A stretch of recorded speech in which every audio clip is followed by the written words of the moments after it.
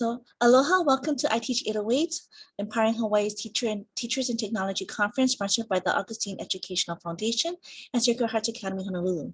My name is Debbie, and I'll be facilitating this session.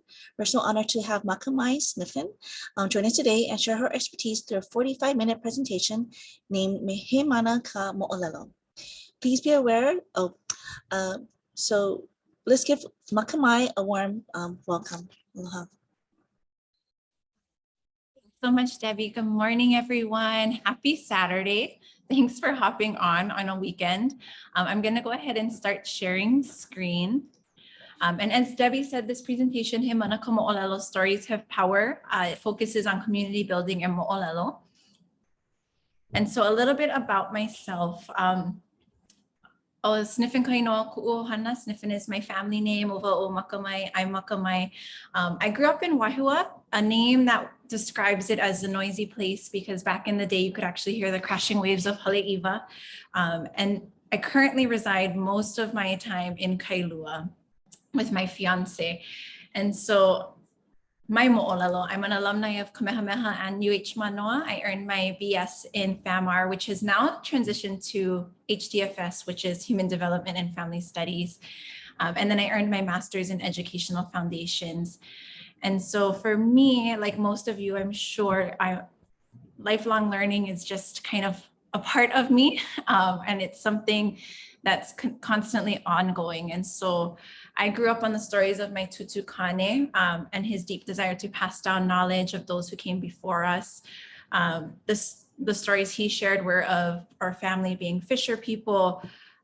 Unfortunately, that skipped my generation, or mostly just skipped me. I'm not a big water person like my family's stories say we are. And those stories included, you know, my great grandparents wearing red malo and sharks helping to push fish into their throw nets. And then there's also the stories of my grandparents growing up, not being able to speak their own language and all the ways they resisted with my great grandma still speaking fluently to them in the home. But I also grew up in the magical world of Harry Potter. Proud Ravenclaw. But I think, you know, these are stories of strength and resilience and perseverance that really impacted my way of approaching things and education and all of those things. And these stories I recognize are also different from what students experience and what they bring into the classroom. And so when COVID hit, and I'll talk a little more about it, how do you do that online? How do you engage students in that way? So for this presentation, I will be focusing on our professional development we created at Windward Community College for our early college instructors. Of course, I didn't build it alone. This was our team. Myself, at the time, I was the online counselor, and I fortunately got hired right before COVID. So if you can imagine, I was coming into the role really excited to work with students interested in online learning, and then I fortunately got the entire population at Windward Community College since we all transitioned online. Ashley Day and Kalai Akioka were also a part of this process. So today, this is what our focus will be. I'll kind of go over our formal objectives and cover an overview of the PD itself, as well as concepts, tools, and ways we've implemented it. So for a little bit of backstory, Windward Community College does offer early college programming specifically to schools on the Windward side. And again, I joined right at the start of COVID as the online counselor. And so I started to work really intimately with this team, given that our population, high school students, right, are primarily in person. And that was the capacity of our teaching staff. And then actually fast forward a few months later, my grant for the online counselor ended. And so now I actually serve in the capacity as a coordinator for early college for particularly our high school immersion schools. But we recognized that we needed to support our instructors and our students when we went online, because again, oftentimes our instructors were teaching in person physically at our schools, and that transition was a little tough. So today I'm kind of hoping to share a deeper understanding of community online and what that looks like, the ways we've integrated mo'olelo into the course or encouraged instructors to integrate it into their courses, and then tools and resources that were ways to just enhance what they were doing while still trying to keep students engaged. And so again, it's based on an asynchronous professional development we created using Valima, which is the university's system and platform for coursework. And then again, integrating different tech tools. So for us, what kind of sparked this is 2020 was the first time our high school courses were forced to go online. And so we had to transition pretty quickly. And as we've seen 2 years later, we're still online for the most part, and some of our instructors have really taken to it. But from our students' perspectives, as I was working with some of them, they felt like their instructors were no longer accessible because they were no longer physically seeing their instructors. And so certain things were slipping through the cracks, like asking questions, feeling comfortable enough to email. Some of our high school students were learning about their email accounts for the very first time and how to craft an email. And so some of the things that we did before this PD were things like online orientations, teaching students to write more like a letter, less like a text message when it comes to emails and all of those things. But we, again, online learning for students was also a fairly new playing field. And so after the orientation, we still wanted to support our instructors. So some of the things we added to our professional development, and I'll talk about each of these a little more closely. We did e-portfolio so that our instructors who were participating in the PD could document their progress and save things that they maybe wouldn't have access to later in case the Laulima site closed down. We focused heavily on community building. What would we be able to do with an online setting and Zoom, right? Zoom kind of takes away the ability to read body language and all of those things. So what could we do to help our students feel comfortable in this platform? And then olelo really was kind of the pillars. So if community building was the foundation of our hale, the pillars were olelo and ways to engage students through that. So we created a total of 4 modules, 3 and 4 are still in progress, but 1 and 2 heavily focused on that foundation, preparing your course, reflecting on what you've done so far and how can we enhance it and supplement it. And then finally, we did a lot of modeling through tech tools and examples. And we weren't saying that people needed to use these tools, but we just wanted to show them what was readily available and at no cost. Free is our favorite word. So at no cost to the instructors. And so the e-portfolio, and I'll show some examples toward the end, was something that was inspired by a student's work. They used Google Sites, which is accessible to our students for free. And we saw students take it and create their resumes out of it. It became sort of like their capstone. So I encouraged students to track what they were learning every semester, pull in key things that they thought were really important, save their syllabi in here. And so that's kind of what the e-portfolio was inspired by, and then became sort of something similar for our instructors completing the professional development. Really just a storage space because we never know when our Laulima will continue or not. And then on our end to track progress and things like that, we did provide a rubric that kind of outlined overarching expectations as far as reflections and clarity and all of those sorts of things. So moving into community building and mo'olelo. So what did that look like to us, and what did it look like when we were encouraging instructors to implement it? So the very first thing is your mo'olelo. So sharing your story with students, we noticed that that started to help break down those barriers. We really encouraged instructors to either do video or something creative to kind of showcase their personality. And that way it was a model for when you ask students to share their story. And again, we found video was really helpful. So students could put a face to the email, to the name, to all of those things. And then inviting students to share their story. One particular activity that we like to heavily use is name story. And that was something for students to share a name that they preferred to be called, but also the story behind a name that they had a lot of relationship to. So for example, I would start, my middle name was gifted to me by my grandfather, and I would explain how that definitely shows I'm the favorite grandchild because I'm the only one who got a name gifted. But it was a way for students to kind of start to feel comfortable. And then also inviting them to decide how they wanted to share their story. And so offering them the freedom to do a virtual poster or a video, or if they're interested in writing or drawing, whatever it was. And so that way they could, you know, share with us a little more of them. And then the next one was building together. So creating a space for students to be a part of their learning process. And so one of the things we invited instructors to consider was an interactive syllabus.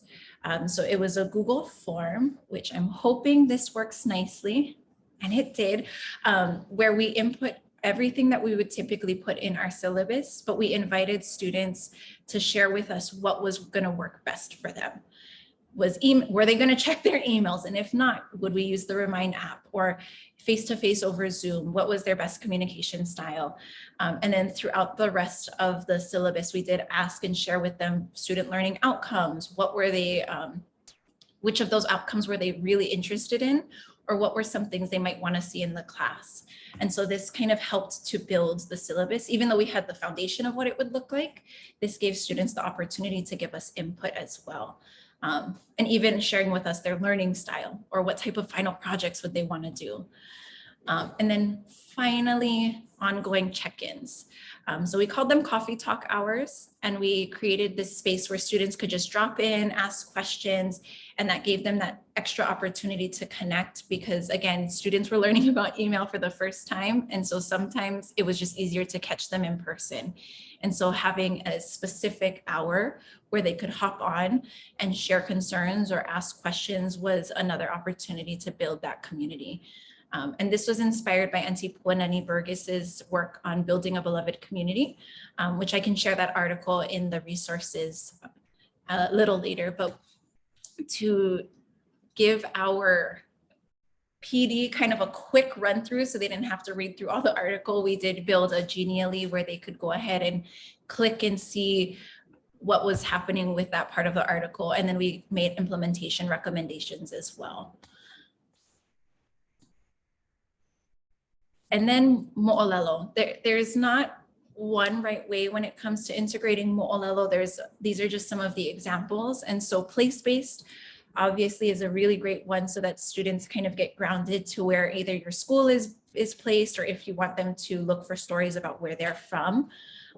For this particular professional development, we used the story of Kulu, who was born in Kailua. And so it goes through his journey of overcoming challenges, standing firmly for what you believe in, and then getting familiar with the different places in Kailua and natural phenomenon.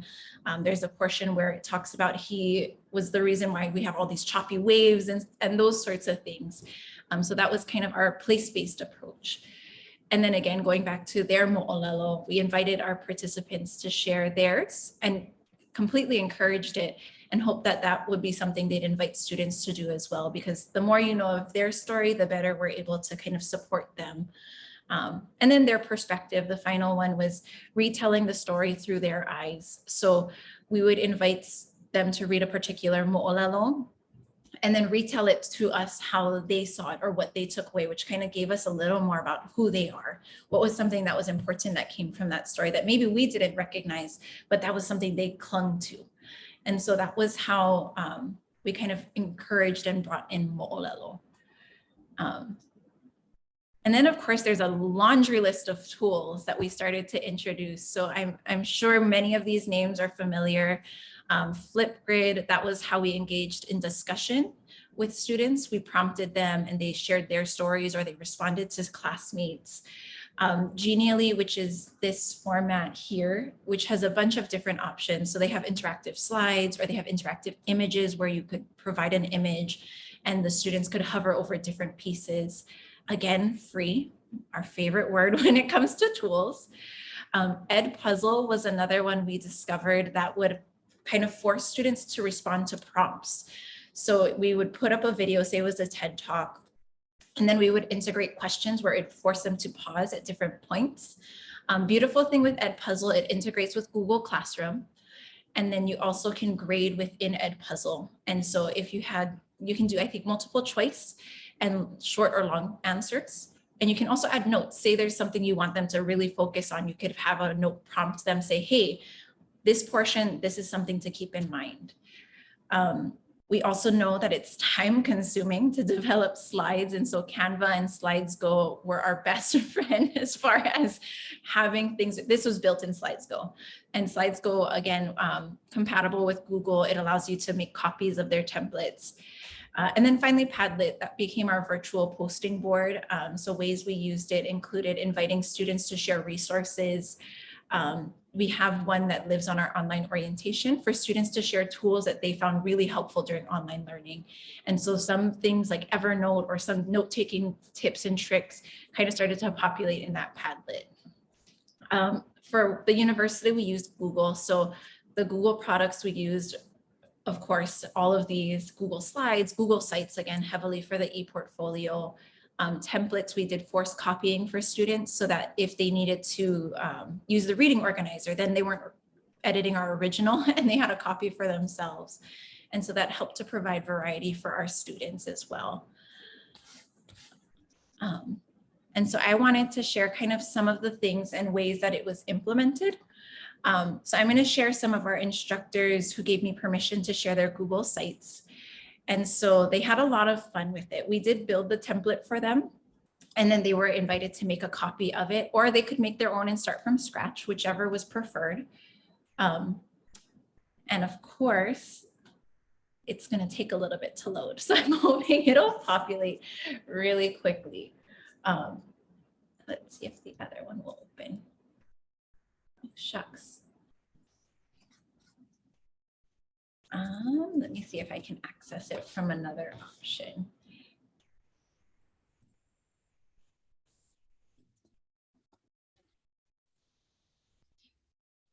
Well, while we wait for that, I can show our PD itself. It looks like that's going to take a little bit to load. So if you're familiar with the university system, we do use La Lima. It's primarily our learning platform and things like that. And so for our instructors, they would start at the where do we prepare, and we provided them with what to expect when it came to this PD. We did frame this particular development around the Ka'au framework, which comes from UH Maui, Antihoku, Holt Padilla. And so they could click into these sections and learn a little more about it, create their e-portfolio, and that was ready for them to go. And then we kind of dove into it. And so each section was outlined with a video to start, and then some activities to support that. So we did do Danger of a Single Story, which is personally one of my favorites, as a reminder to bring in a multitude of mo'olelo. So that one is, I don't want to butcher her name. It's a TED Talk. It's really amazing.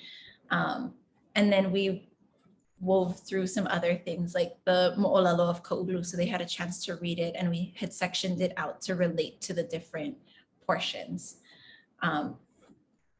This was done through Edpuzzle.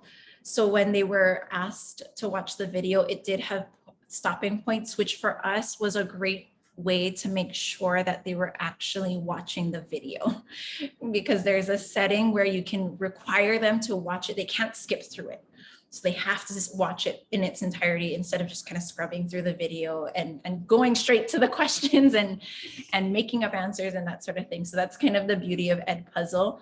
And then for this particular PD, we did, again, give them implementation suggestions or encouragement and things like that. And I'm really sad that this is not loading for the ePortfolio. And so that's kind of how our PD was designed. It continued to do things like the sense of community, inviting students to share their mo'olelo. We did share with them some statistics about where our population is at and those sort of things. And then we did a lot of Google Slides so that they could save it into their Google Sites. And so again, forcing them to make a copy so they had a record for themselves. I'm gonna see if I can maybe access it from within our La Lima in hopes that it doesn't give me problems so we can look at those Google Sites. Or it's gonna just keep loading. I guess while that loads, I can pause here and just stop share if there's any questions so far. I'm happy to answer any that might be in mind.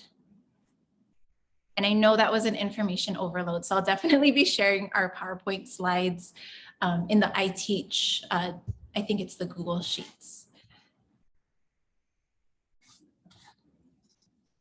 Oh, thank you, Laurel. Yeah, feel free if you want to, feel free to use the chat. I know I didn't go over what we did with Zoom, but we did do a lot of onboarding when it came to using Zoom, raise hand feature. I know I don't have it on this particular computer, but we even were doing things like using our background as reminders. On my other computer, we had actually the agenda for the day that would be posted up when they dropped into Zoom, or we would have what we could do with emojis. We used emojis for group discussion. So if they wanted to add a point, they just had to use some of their hand signals that we had posted on the Zoom background. So those were some of the ways we engaged with Zoom and breakout rooms and all of those wonderful things. But of course, unfortunately, the time I want to show you the portfolio and I've gotten approval from these instructors, it doesn't want to load. So I'm hoping if I share this in the chat, you folks will be able to open it and take a peek. The instructors said they're more than happy for you to kind of see what's wrong, Link. To kind of see what they did and what they took away from the opportunity. And oh, it's not loading. Shucks. Okay. I will be sure to share the link to their Google site. And I'm assuming it might be a Google site problem right now since it's not loading. But I'll be sure to share the link in the Google, I think the Google Sheets for the iTeach808. But yeah, I'm bummed that we can't go through the site, but is there any other questions that I can help answer?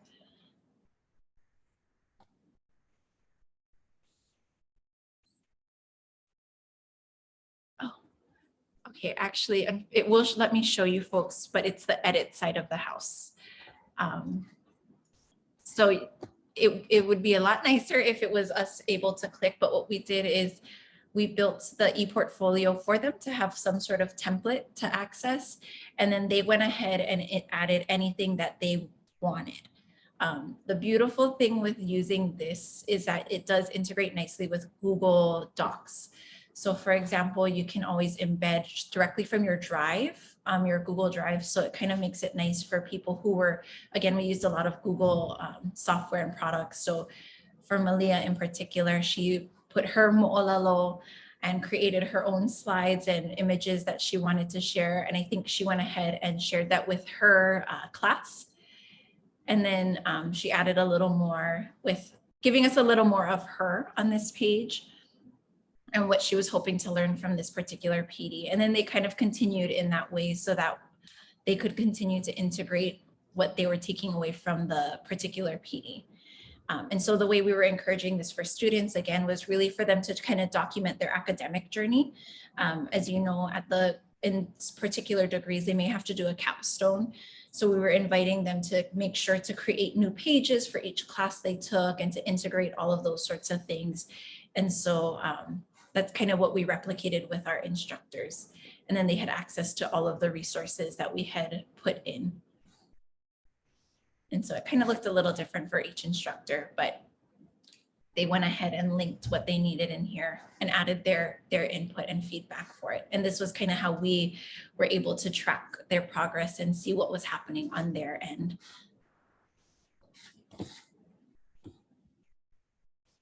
Oh, shucks. Thanks, Laura. I saw your chat. I'm not sure if it's a setting or if maybe they only gave me access. But let's see if we can. Yeah, so this is kind of what it would look like on the published end. So the editing side, they gave me access just so that I could help with any tech problems that were coming up. But this is how it would look as far as, for example, if a student had submitted it to you and you were looking to kind of see what they were working on and where it was at. And so, yeah, so this is just some example of what it looked like on this end. And then I'm wondering, I think I have the other one. Oh, shucks, I don't. I really wanted to share our other instructors one. She had a lot of fun with it, and all kinds of pictures she threw in, and she just kind of made it her own, and that's what we were really encouraging. But yeah, this is the e-portfolio, and then we are finalizing the last two sections of our PD, and so that's the last sections that they'll go ahead and integrate into here. And so, yeah, that was some of the things that they had done. And then we did invite them to do roles and expectations for their students and for themselves. And that was something we provided examples of, and then they went ahead and kind of made it their own. And so it was kind of nice because it was during the summer, so it kind of helped build your and prepare for your semester and bring new tools in. And so, yeah, that is our e-portfolio. Oh, yes. No, we have. Okay, so fortunately, I'm a fast talker, so we have lots of time. So thank you guys for messaging me some of your questions. So I can share with you folks a Flipgrid. Let me just populate it. So Flipgrid, again, it's free. It's an educational tool. And so this is kind of what it looks like on the back end. And so I was using it primarily for introductions. And so we have, and you can make multiple. So if you have different periods and different sections, you can make one specific to each section. And so for example, our online orientation, I recorded a video that I pinned at the top to give them an intro to the orientation, to explain what it was for and who it was designed by and all of those things. And we gave them some prompts to answer. So each student can go in and record their video. And then when they're recording, they can add all kinds of, I've had them add filters to themselves or stickers. And so that was kind of the nice thing. And it's really short and you can limit it. You can control how long you want the recording to be. And then the nice thing for instructor side, you can always go in and give feedback or give a response. If you wanted to give a video response to them and say, hey, thank you for sharing about you. Here's some, if it wasn't an introduction, if it was something else, giving feedback on their discussion point. And then with Hawaiian, closed captioning, not so great, but accessibility wise, there is the closed captioning and you have the ability to go in and edit it as needed or combine it, download the captions and all of those awesome things. And so for me personally, I was using it for our online students to give some feedback as far as what was going on in their online courses, how could we help?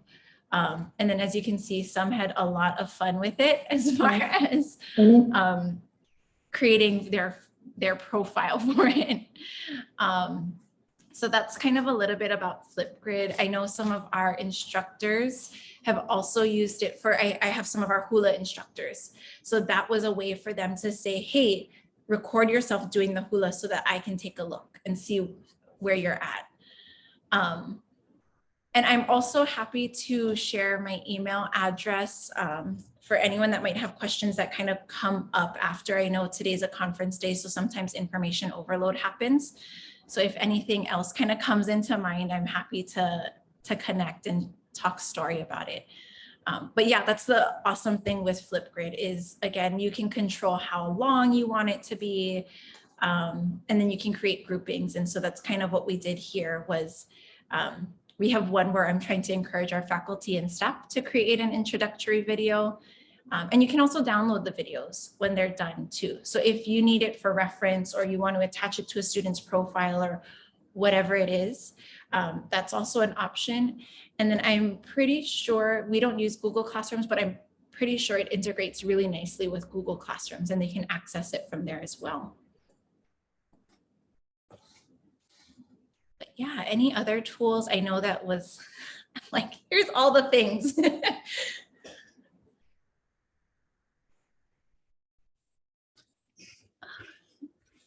Yeah.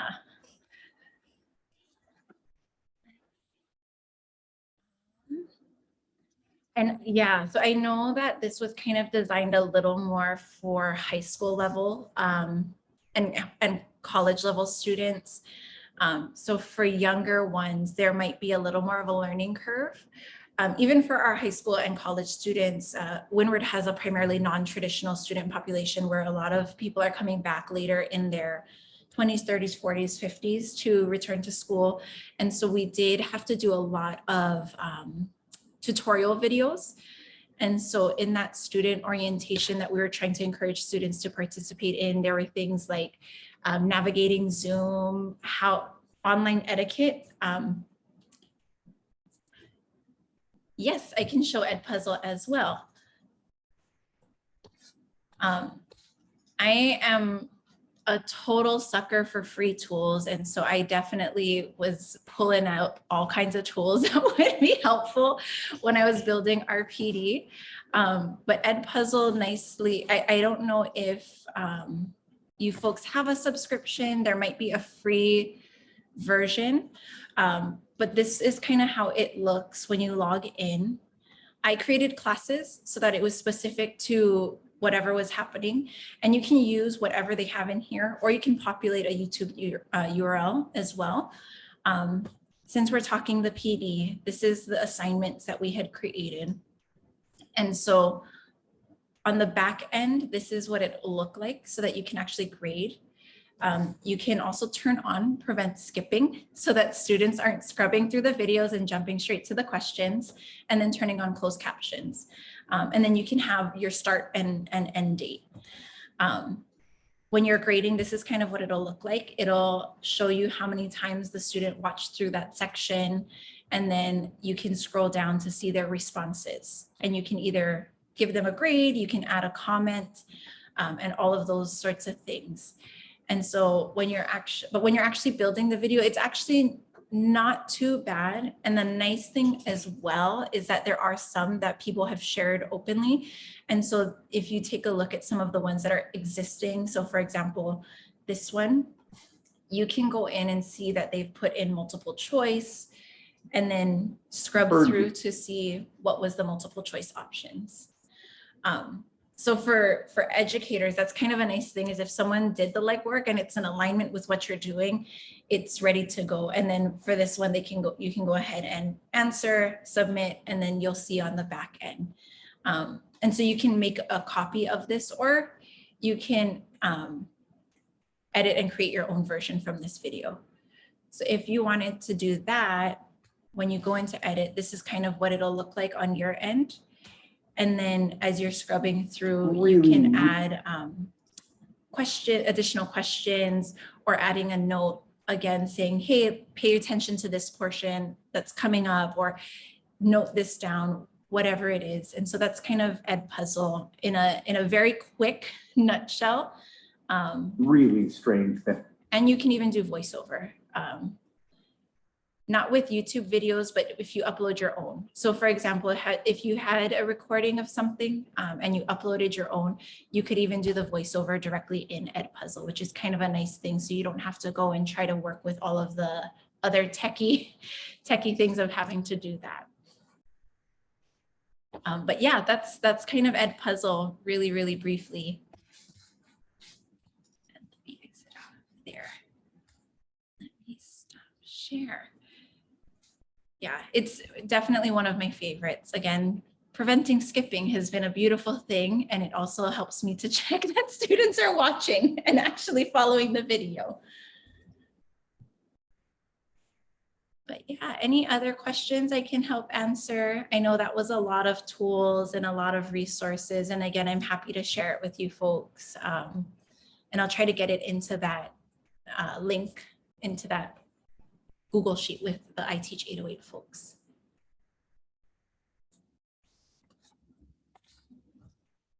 But if not, I'm happy to, yeah, I can do that with the Edpuzzle. I see the question. Okay, okay. So if you are building from scratch, you can do add content, and you can either upload a video, again, discover, say it's a YouTube video, You can also even record a video directly into the project. For the purposes of today, I'm just going to go ahead and click one of the YouTube videos in here. And then I'll go ahead and select edit. Nice thing again, if there's certain parts, like say you pull a video that's 30 minutes long and you really only need that first 15 minutes, you can cut the video down and adjust it so that you can go to the part that you really want them to focus on. Most of the time I'm using the questions feature. So for me, let's say that it's particularly this section that I want to add a multiple choice question. I can go ahead and select that and then go ahead and enter my question. Oops.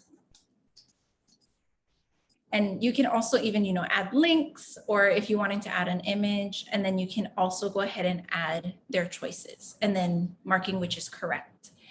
And then let's see, we're just doing a quick test run. So if that was it, you could just save or add additional choices, and this is what will populate on their end. Once you publish the video, it's a little finicky to go back and edit. So I always kind of recommend trying to have all of those pieces set before you publish it for students to access. And then you can always delete or edit when it's in this mode. But once students start to actually complete the assignment, that's where it gets a little tricky. And then let's say that this was kind of all we wanted to add and we are going to finish. So this is here, you can leave it as public or private, and then you can assign it.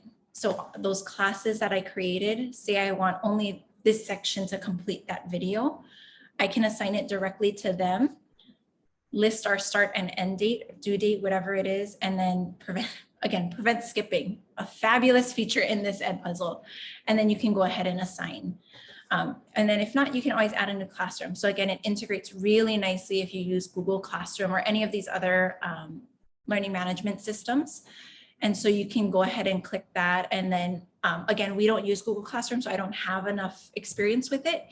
But if you're using Google Classroom, you can go ahead and integrate whatever sections you have from there. Does that help with the Edpuzzle? I'm hoping. Okay. Awesome. Yeah. And then if you have your students integrated, that's great because then their names will populate. If not, in my other sections, you'll start to see the made up names that they gave students, like aquamarine otter or azure pelican. So that's the only thing to note, is that because this particular video assignment was for our overall orientation and it didn't need to have a specific, we didn't need to grade it. You'll start to see some made up names, dainty plantain. So having your class populated definitely will help with ease of grading, so you don't have all of these funky names happening and auto-populating for you. Oh, awesome. Yeah, and again, it's overwhelming, and we just kind of threw tools out there to invite instructors to consider. Other ones we've encouraged is like Nearpod, where you can, if you're completely synchronous learning and online, it works with Google Slides nicely, and then you can control going next on the slide. So you would provide the link to students. You can integrate opportunities for questions and feedback and all of those sorts of things. But if it's like this in a Zoom, where share screen, you lose sight of your class, right? So it's a little easier that way. And then students can't advance the slides. You would have control over that. So again, a lot of tools. As the former online counselor, I know it was overwhelming. So if you have questions about the particular tools, feel free to reach out. But yeah, any other questions? I know we have about 5 minutes left.